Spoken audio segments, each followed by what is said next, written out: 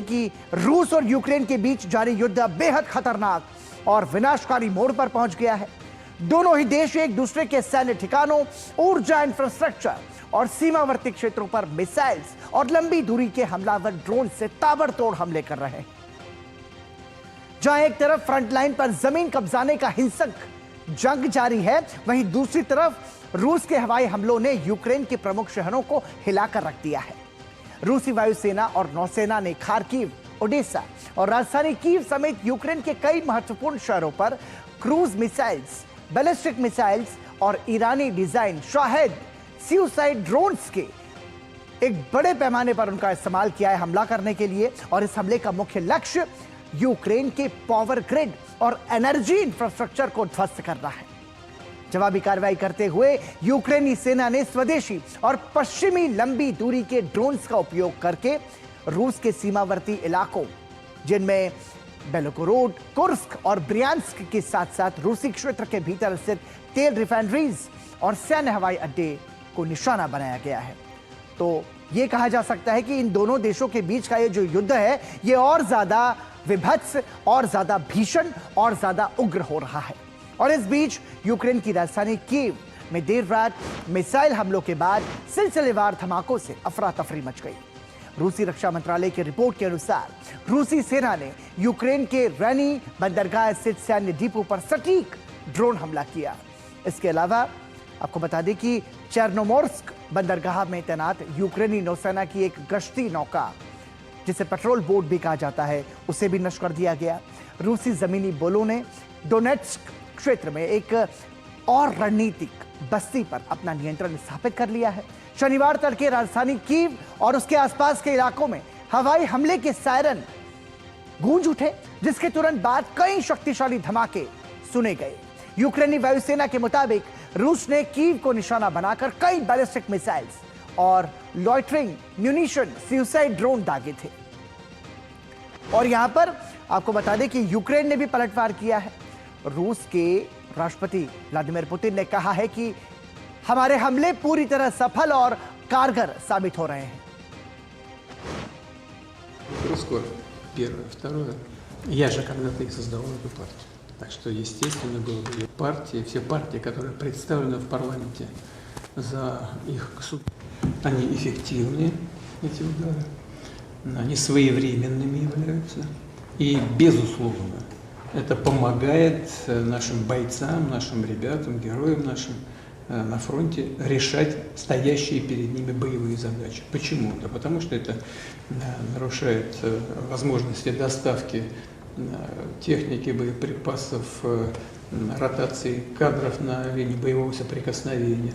Это нарушает возможности оборонно-промышленных предприятий. रूस और यूक्रेन के बीच जारी जंग से इस वक्त की बेहद दर्दनाक और सनसनीखेज खबर आ रही है। मध्य यूक्रेन के एक व्यस्त शॉपिंग मॉल पर हुए रूसी ड्रोन हमले में भारी तबाही हुई है। शुक्रवार को हुए इस हमले में कम से कम 15 लोगों की मौत हो गई, जबकि 130 से अधिक लोग गंभीर रूप से घायल हो गए हैं। स्थानीय प्रशासन घटना के समय मॉल के अंदर मौजूद लोगों का सटीक आंकड़ा जुटाने और पीड़ितों की अंतिम सूची तैयार करने में जुटा है। और इस बीच यूक्रेन के राष्ट्रपति ने इन हमलों को आम नागरिकों पर रूस का क्रूर हमला करार दिया है। Зараз в Кривому Розі рятувальна операція після удару по торговельному центру. Сили залучені, всі необхідні. На жаль, багато людей постраждали. Був удар кількох російських дронів, цілеспрямований, підлий, один за одним. На зараз відомо вже про 14 загиблих. Мої співчуття рідним та близьким. Більше 100 людей поранені. Відомо, що серед них 11 дітей. З'ясовують інформацію про всіх, хто міг бути в цьому торговельному центрі. Абсолютне звірство росіян. Просто тварі. Обов'язково відповімо. मतलब दो देशों के बीच की लड़ाई, जिसमें अब आम नागरिक जो हैं उनकी हत्याएं हो रही हैं। रूस और यूक्रेन के बीच जारी युद्ध में राजधानी कीव पर अब तक का सबसे भीषण और विनाशकारी हवाई हमला हुआ है। कीव और उसके आसपास के पूरे इलाकों पर क्रूज, बैलिस्टिक और हाइपरसोनिक मिसाइल्स के साथ साथ हमलावर ड्रोन से बड़े पैमाने पर भीषण बमबारी हुई है। इस भीषण हमले में कम से कम 17 लोगों की मौत हो गई, जबकि 40 से अधिक लोग गंभीर रूप से घायल हैं। घटना के बाद सामने आई तस्वीरों में दमकल कर्मी कीव के पास जलते हुए एक विशाल वेयरहाउस में लगी आग पर काबू पाते दिख रहे हैं।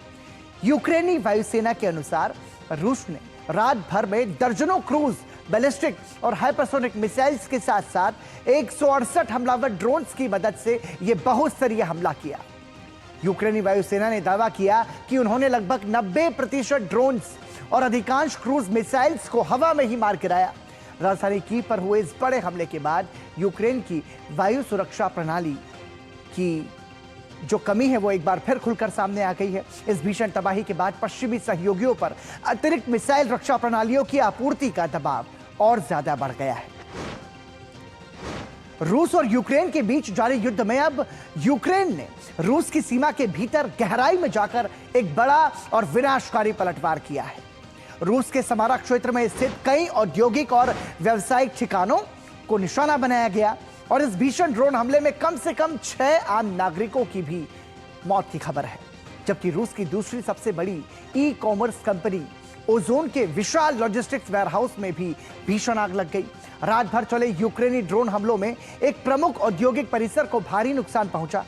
प्रत्यक्षदर्शियों द्वारा रिकॉर्ड किए गए वीडियोस में वेयरहाउस के ऊपर से गहरे और काले धुएं का गुबार उठता हुआ साफ देखा जा सकता है।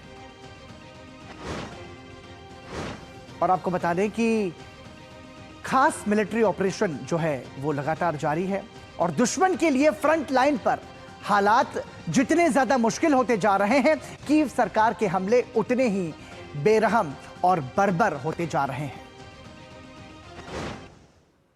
Продолжается специальная военная операция. И чем сложнее для противника ситуация на фронте, тем более жестокие, варварские атаки совершает киевский режим. В этом проявляется вся неонацистская, бандеровская, русофобская сущность той силы, с которой мы боремся. Сейчас очень многое зависит от нашей сплоченности, от мужества российских солдат и офицеров, от каждого, кто добросовестно трудится на своем месте, чтобы внести вклад в победу. यहां रुक रहे हैं एक छोटे से ब्रेक।